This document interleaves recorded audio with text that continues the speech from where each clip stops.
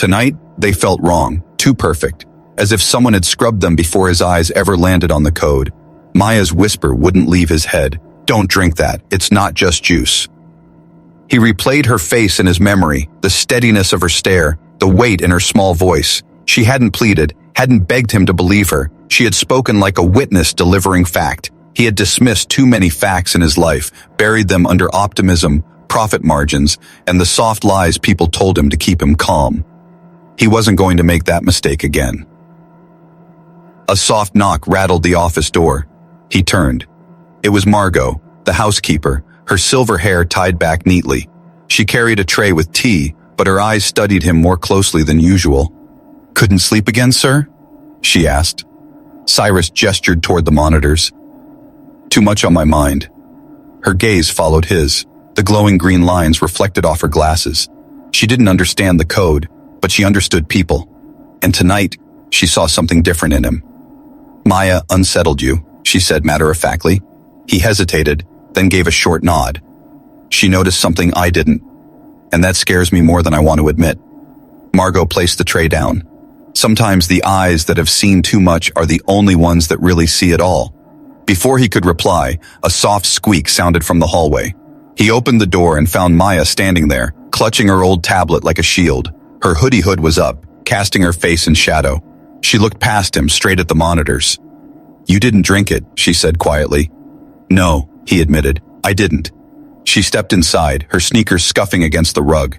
Without asking permission, she climbed onto the leather ottoman and opened her tablet. "Can I show you something?" Cyrus leaned closer as she tapped quickly across her cracked screen. Map appeared, overlaid with strange signals. "That's your Wi-Fi network," she explained, pointing to the steady green dots. "But this?" She circled a flickering red pulse. "This doesn't belong. It's hiding. Someone tucked it where you don't usually look." Cyrus stared, his pulse quickening. The signal wasn't one of his devices. Not the smart fridge, not the thermostats, not the security cameras. Something else was alive inside his home. Maya glanced up at him. "You built this house to be smart, but that makes it easy to make it lie, if someone knows how." Her words cut sharper than any boardroom critique he'd ever endured. He prided himself on knowing vulnerabilities, but he'd missed this one, because he had trusted the wrong person. The next morning, sunlight spilled across the breakfast nook like nothing had changed. Vanessa hummed as she sliced grapefruit, her cream robe catching the golden light. She kissed Cyrus on the cheek as if the night before had been perfectly ordinary. Her smile was radiant, rehearsed, the kind that could charm investors and disarm reporters. But Cyrus didn't taste the grapefruit, didn't drink the juice she poured. His mind replayed Maya's signal map and Margot's words. He studied Vanessa instead, the curve of her smile, the way her eyes darted, too quickly, toward the sink where last night's glass had been rinsed away. The glass of orange juice looked harmless, cold, golden, beating with condensation, until a 9-year-old girl whispered that it could kill him. "Don't drink that," she whispered. The words were so soft they might have dissolved into the hum of the refrigerator and the distant buzz of hedge trimmers outside. But they didn't. They slid into the quiet breakfast room like a blade, sharp enough to cut the calm in half. Cyrus Bennett froze, the glass of chilled orange juice hovering just shy of his lips. He turned his head slightly and saw her, Maya Williams, 9 years old, small for her age, tucked into her favorite pink hoodie like armor she never removed. Her eyes were fixed on the glass, wide and unblinking. She didn't fidget, didn't grin, didn't soften her warning with the playful theatrics most children her age might use. She just stared. Cyrus let the glass lower until it touched the table again, the condensation leaving a faint ring on the polished wood. He forced a smile, a habit learned from years of boardrooms and televised interviews. "What do you mean?" he asked lightly, tilting his head. "Did I grab your juice by mistake?" Maya didn't answer right away. She simply stood, hands behind her back, her toes angled inward in the way of children uncertain whether they were welcome in a room. Then, with the same quiet steadiness, she said, "It smells like the stuff they gave us at the center, the kind that made us sleep." Cyrus's practiced smile faltered. A chill slipped down his spine despite the golden California light spilling through the tall windows. For a moment, the room around him seemed too staged, too perfect. The cinnamon toast cooling on the platter, the glistening bowl of fruit, the faint hum of his fiancée Vanessa in the kitchen, heels tapping rhythm against marble as she hummed along to some jazz tune. Everything ordinary, everything rehearsed. And yet, With one whisper from the child beside him, the ordinary had turned hostile. He glanced toward the kitchen doorway where Vanessa's silhouette moved with effortless grace. "Vanessa made it," he said, softer now, testing. Maya nodded. "I know." The answer landed heavier than he expected. He looked again at the glass, the condensation trickling down like sweat, each bead carrying the weight of suspicion. Cyrus chuckled, a brittle sound, meant to chase away the unease creeping into his chest. "You've got quite the imagination," he murmured, brushing a strand of hair back from her cheek. But Maya didn't flinch under his hand, and she didn't smile at his dismissal. She just lowered her gaze, almost like she'd said too much, and whispered again, "Maybe don't drink it. Not yet." Then she turned and walked out, her sneakers squeaking against the tile, leaving him alone with the silence and the juice. Cyrus stared at the glass for a long time. He had built his fortune on spotting vulnerabilities, digital ones hidden deep in encrypted networks, flaws in code invisible to most eyes. But here was a child, a girl with no wealth, no power, just a hoodie and an old tablet she'd taught herself to fix, pointing out the blind spot in his own home. He rose, carried the glass to the sink, and with a measured breath, tipped it over. The liquid swirled down the drain, bright and harmless looking, disappearing as quickly as her whisper had come. The act was small, almost laughable. But when the glass hit the rack empty, he realized it had marked something larger, a choice, a crack in the trust he thought unshakable. He glanced once more toward the kitchen where Vanessa hummed without pause, as if nothing had shifted. But Cyrus knew, in the pit of his chest, that everything had. The house had never felt this quiet. Cyrus Bennett sat at his office desk that night, staring at the rows of Securitos. logs scrolling across his monitor. He had looked at these screens 1,000 times before. Clean, orderly, predictable. Maya sat quietly at the table, her tablet propped up as if streaming cartoons. In truth, she was scanning again, tracing the pulsing signal that refused to vanish. Every now and then her dark eyes flicked toward Vanessa, reading her movements like code. When Vanessa left the room to take a call, Maya leaned closer to Cyrus and whispered, "The red dot moved. It's near the guest room now." Cyrus felt his stomach tighten. Vanessa's favorite room for entertaining guests. That evening, when Vanessa announced she was going to a late yoga class, Cyrus watched her leave. The moment the front door closed, he turned to Margot and Maya. "We search," he said simply. The house turned into a stage for quiet investigation. Margot moved with decades of familiarity, scanning every shelf and corner for something out of place. Maya traced signals, her tablet beeping softly with each sweep. Cyrus checked drawers, vents, the undersides of tables he'd walked past 100 times without looking closer. It was Maya who stopped suddenly in the guest room, her head tilting toward the ornate marble vase perched on the side table. "There's a hum," she whispered. Cyrus lifted the vase carefully. Beneath the decorative stones lay a small black dot the size of a watch battery, a recording device, active. The billionaire's blood went cold. Margot crossed herself quietly.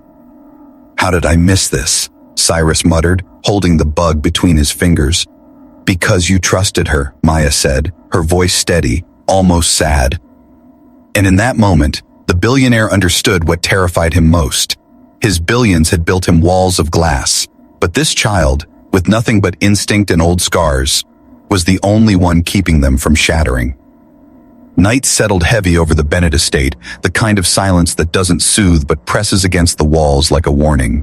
Cyrus sat at the edge of his desk, the tiny ROM. A cording device Maya had uncovered lying in his palm. It was small, innocuous, the kind of thing you could easily mistake for a stray battery, but the weight of it was crushing. Maya sat cross-legged on the rug, her tablet casting a pale glow across her face. She was tracing the signals again, her small fingers swiping across the cracked screen with practiced speed. "There's more," she whispered without looking up. Cyrus's heart tightened. "More devices?" She nodded, eyes locked on the lines of code streaming across her screen. The vase wasn't the only one. There are at least 2 more, and... Her voice faltered, rare for her. She zoomed in, enlarging the map until 3 pulses glowed red against the blueprint of his home. "This one isn't even on your network. It's tethered to something else." Cyrus crouched beside her. "Something else meaning?" "A phone," Maya said. "Not yours, not Vanessa's either. It's got a burner signature, the kind that changes IDs every hour so it's hard to track." She looked up finally, her dark eyes serious. "But whoever's running it, they're close. Inside close." Cyrus felt his mouth go dry. "Inside? Like in this house?" Maya shook her head. Inside your company. The words hit harder than any boardroom ambush he had ever faced. For a moment, he couldn't breathe. He built Bennett Secure Tech on the foundation of trust. Miles Wren had been beside him since the first sleepless nights in a rented garage office, back when they were two nobodies chasing an impossible idea. Miles wasn't just a partner, he was family. And yet... Maya's fingers tapped against the tablet. A new window popped up, tracing the tethered signal outward, bouncing through firewalls and encrypted channels until it landed on an origin tag. The name flashed briefly before flickering out, scrubbed by the burner's rotation. But Cyrus had seen enough.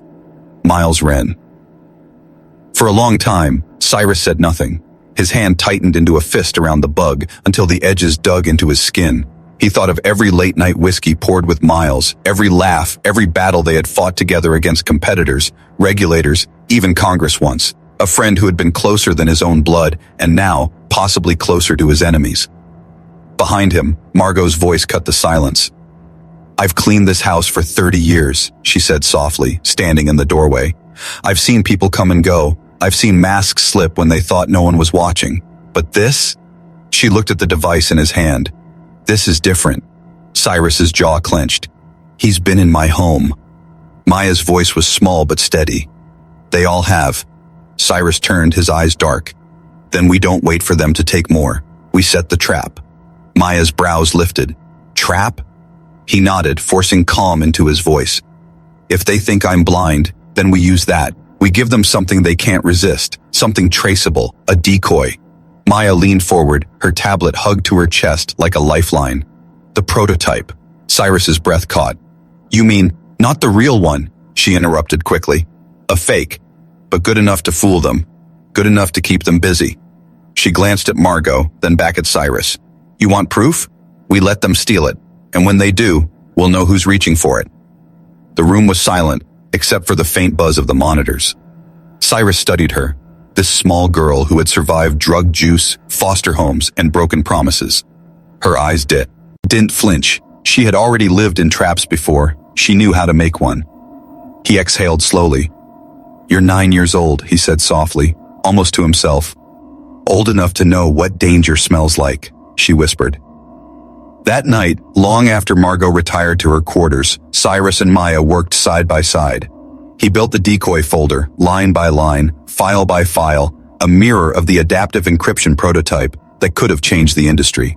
Maya embedded tracer code deep in the false architecture, unseen, silent, but waiting. Anyone who touched it would light up like a beacon. At 2 a.m, Cyrus leaned back, exhaustion pulling at his shoulders. He looked at Maya, still hunched over her tablet, her hood pulled up, her eyes alive with focus far beyond her years. She shouldn't have been there. She should have been asleep, dreaming about cartoons or playgrounds, not cyber intrusions and betrayal. And yet, here she was, protecting him. Why are you helping me? He asked suddenly. Maya didn't stop typing. Because you listened. The simplicity of her answer left him raw. The following evening, as Vanessa hummed her way out of the door for yoga, Cyrus checked the monitors. 37 minutes later, the trap folder pinged alive. Someone had accessed it from inside his home. The tracer code activated, bouncing a signal across the globe before snapping back to the origin point. Maya's eyes widened as she read it. It's her, she whispered. Vanessa, she's copying everything. Cyrus's chest tightened, but before he could speak, Maya's expression hardened. She pointed at the screen again. Not just her. A second pulse appeared. Another access point. Different device. Miles Wren. The air in the room felt colder than steel. Cyrus didn't move, didn't breathe. The betrayal was no longer suspicion. It was fact. The woman he planned to marry, the man he called his brother, both carving him open from the inside. Maya closed her tablet softly, her voice quiet but sharp as glass. They think you're already destroyed. Cyrus finally spoke, his voice low, dangerous, steady. Then tomorrow, he said, staring into the darkened window, his own reflection sharp against the glass. We let them think they've won, and then, he looked at Maya, her small figure silhouetted by the glow of the monitors. We destroy them. The dinner invitation was deliberate. Cyrus wrote it out himself, his handwriting steady though his pulse raced. Vanessa would come, of course. She never turned down an opportunity to play the devoted fiancé. And Miles would come because Cyrus asked, he always had. By 6:30 that evening, the house glowed with a curated elegance. The atrium table was dressed in crystal and polished silver, the chandelier catching the dusk light as if nothing in the world were out of place. Margot moved quietly between the rooms, placing dishes, lighting candles, her face unreadable but her hands steady. Upstairs, Maya crouched in the old wine cellar, now transformed into a control room of screens, recorders, and signal interceptors. Her hoodie was pulled tight, her dark eyes glowing in the reflection of her tablet. Every microphone in the house hummed under her fingertips. At 6:58, the first car arrived. Vanessa stepped out in a sleek gray dress, heels clicking against the stone pathway. She moved like she owned the ground beneath her feet, every gesture fluid, calculated. She kissed Cyrus on the cheek at the door, lingering just long enough to remind him how easy it was to trust her. "You seem tense," she said, smoothing his lapel. He forced a grin. "Big day tomorrow." 2 minutes later, the growl of a Porsche echoed through the drive. Miles Wren climbed out, all charm in a tailored suit and that easy grin Cyrus had seen disarm investors and judges alike. He held up a bottle of wine. "Brought the good stuff. Hope I'm not interrupting a romantic evening." Cyrus clapped him on the shoulder. "Not at all. Come in." The three of them sat down to dinner as the sun bled gold and crimson beyond the glass walls. For the first 20 minutes, conversation was light. Sports, markets, a half-joking jab at Cyrus for working too much. Vanessa's laughter was like glass, bright but sharp. Miles's grin, too wide, too perfect. And Cyrus, smiling, nodding, playing the role of host while underneath his calm, the storm built. Maya's voice crackled softly into his earpiece from the cellar.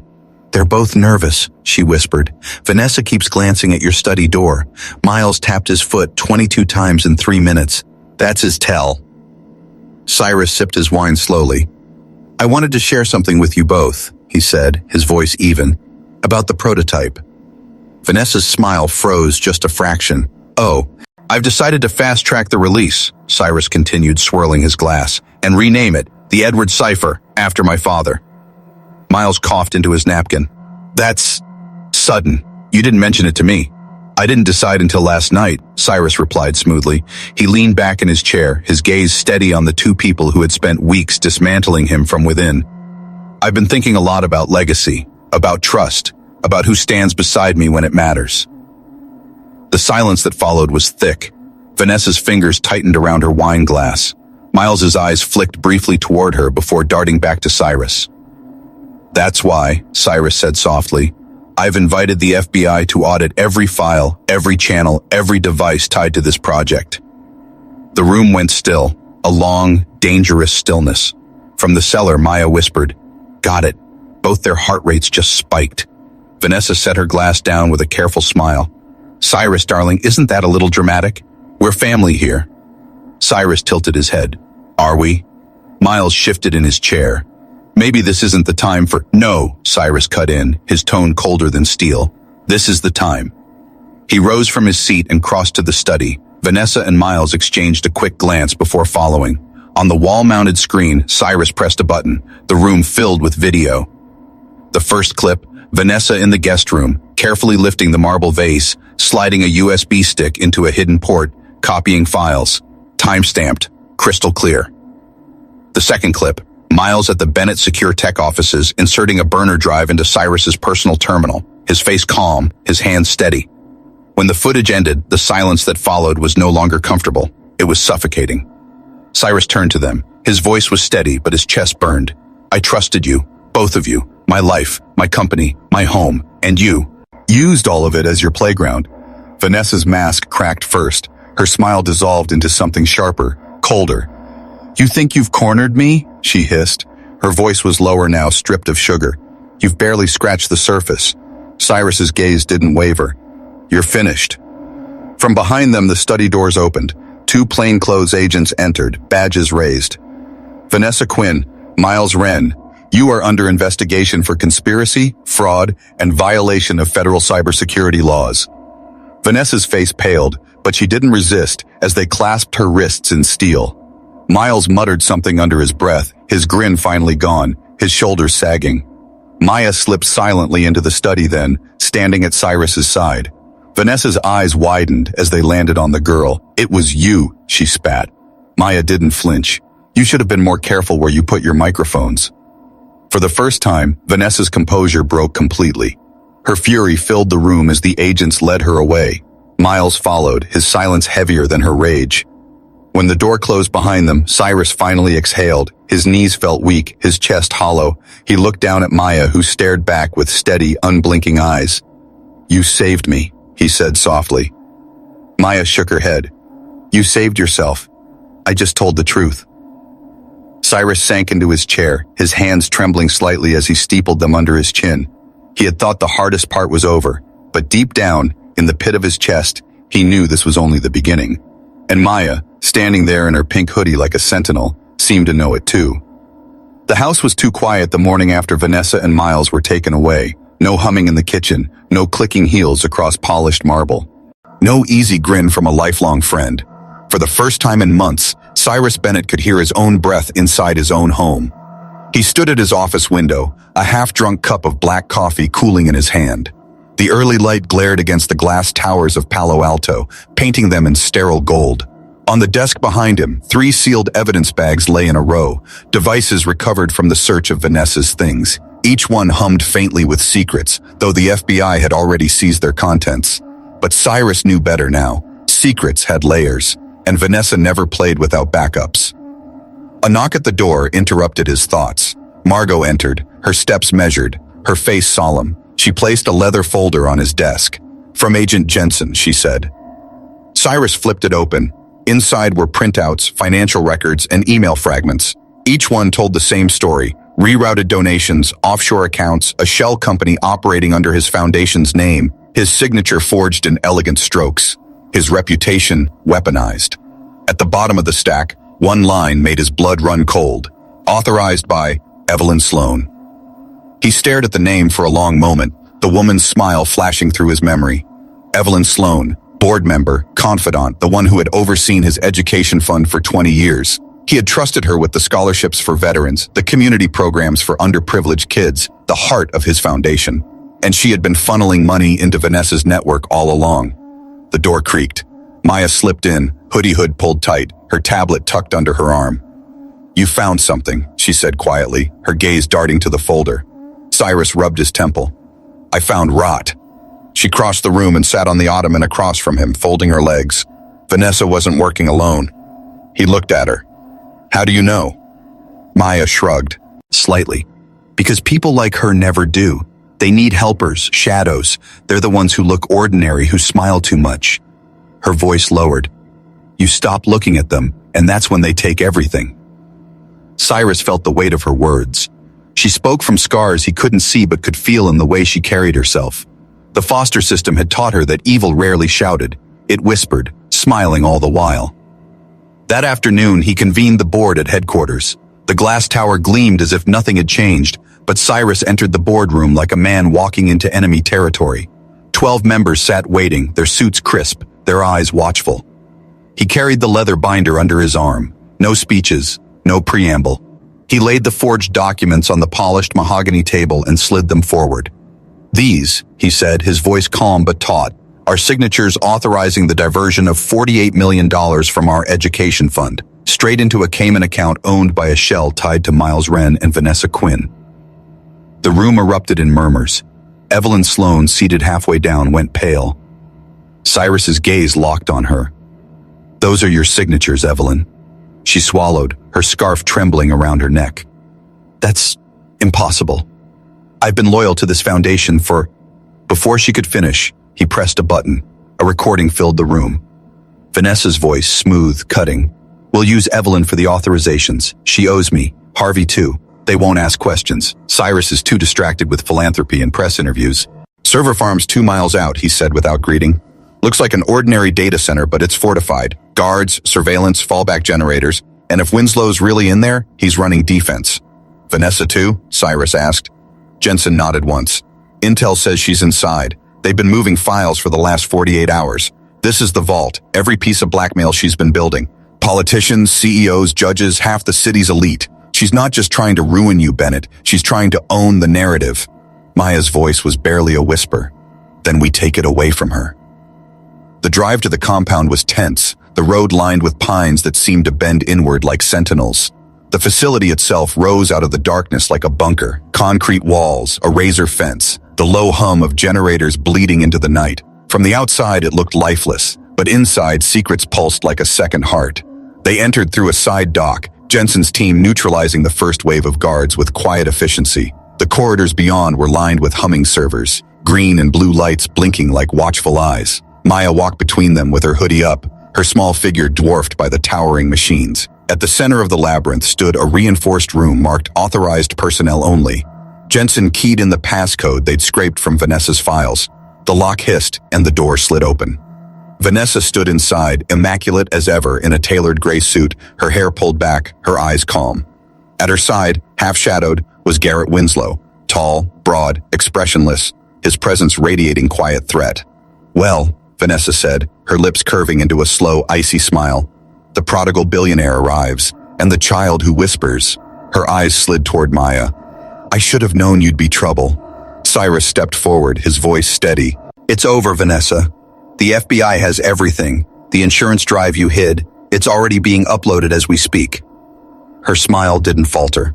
"Oh, Cyrus, you think too small. You've always thought too small. Yes, you may have one drive, one piece, but I backed up everything, not just here, overseas, multiple copies waiting like seeds. Even if you burn this place down, the garden will bloom elsewhere." Winslow's eyes flicked toward Maya, assessing her in a way that made Cyrus's stomach knot. But the girl didn't flinch. She pulled her tablet from her hoodie pocket and held it like a weapon. "Seeds die if you poison the soil," she said softly. Vanessa's eyes narrowed. "And what would you know about soil, little orphan?" Maya tapped her screen. On a nearby monitor, lines of code erupted, filling the display. "I know your insurance drive wasn't just full of dirt on other people. You kept dirt on yourself. Conversations, videos, timestamps. Every move you made, you recorded because you didn't trust anyone, not even Winslow. And I mirrored it." She looked up, her voice razor sharp. "That's what's going live." For the first time, Vanessa's mask cracked. A flicker of panic flashed in her eyes. "You're bluffing." Cyrus's voice cut in, calm, deliberate. "She's not. I saw the files. Every bribe. Every forged signature. Every night you stood in my office, whispering into the dark. This isn't your narrative anymore, Vanessa. It's the truth's." The room trembled as a backup generator kicked in, the hum deepening. Jensen's radio crackled. "East Side breach. Someone's trying to override the lock." Vanessa's smile returned, thin and venomous. "I told you, I'm not alone." But before she could move, Jensen's agents surged forward. Winslow lunged, disarming one agent with terrifying precision, but Cyrus was already there, shoving the table into him with brute force. The impact threw Winslow off balance. Two agents tackled him, pinning his arms. Vanessa, caught between them, was forced to the ground, her wrists cuffed in cold steel. Through it all, Maya never stopped typing.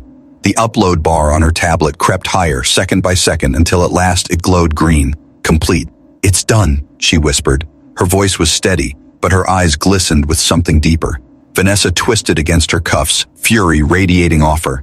"Do you think people care about truth? They care about power, about fear. You're a child. You don't understand how dirty this world is." Maya stepped closer, her small frame casting a long shadow against the concrete. "No," she said quietly. "I understand too well. That's why you lost. Because you think silence is forever.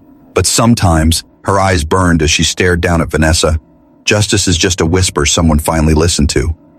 The agents dragged Vanessa and Winslow out. The server room, once humming with secrets, now seemed hollow, its walls echoing with the collapse of her empire. Cyrus looked at Maya, her hood falling back, her braids catching the sterile light. For a moment, he saw not just a child, but the reflection of the daughter he'd lost years ago, her courage, her defiance, her unshakable truth. "You saved me," he said, voice thick with emotion. Maya shook her head, tucking the tablet under her arm. "No, you saved yourself. I just told you where to look." As they walked out of the compound into the cold night, the mountain air felt sharper, cleaner, almost new. Cyrus breathed deeply for the first time in weeks. The war wasn't over, not with the network Vanessa had built, but tonight, the silence wasn't suffocating anymore. It was honest. And beside him, a 9-year-old girl in a pink hoodie walked steady, her whisper louder than any scream.